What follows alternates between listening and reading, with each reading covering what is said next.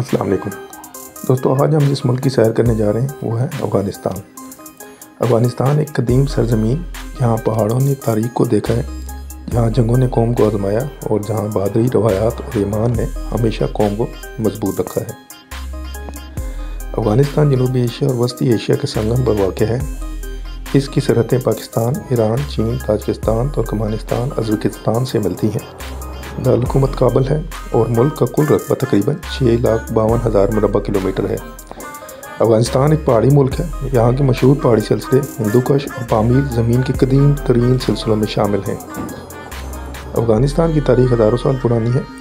یہ وہی خطہ ہے جہاں سے سلطنتوں کے قافلے گزرے، جہاں سکندر اعظم آیا، جہاں غزنوی، غوری، تیموری اور کئی عظیم حکمرانوں نے حکومت کی۔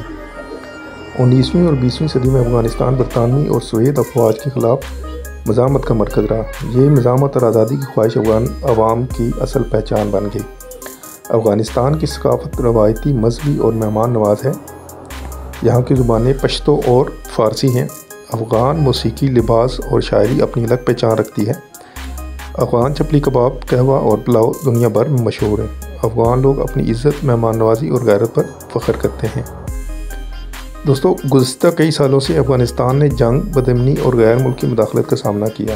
1979 میں سوویت یونین کا حملہ، 1990 کی دہائی میں طالبان حکومت اور 2001 کے بعد امریکی افواج کی موجودگی، ہر دور نے اس قوم کو زخم دیے مگر جھکایا نہیں۔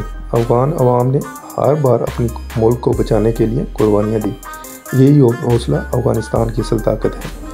افغانستان کی معیشت زیادہ تر زراعت، قالین سازی